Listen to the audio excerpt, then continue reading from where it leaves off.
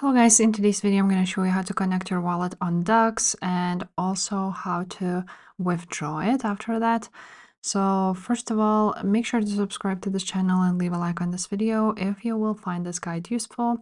And now once you opened up your DUCKS, at the top you will see an option Connect Ton Wallet. So that's where you want to go ahead and click on. And for example, for today, I'm just going to choose Timekeeper, but you have all of these options like OKX, BitGet, Bybit, and so on and so forth. So I'm just going to choose Timekeeper for today and connect my wallet. After that, you're going to enter your passcode and it will be redirected. And now it's all connected, as you can see. That's pretty much it. Now here on wallet, you can also go ahead and see how much of the assets you have.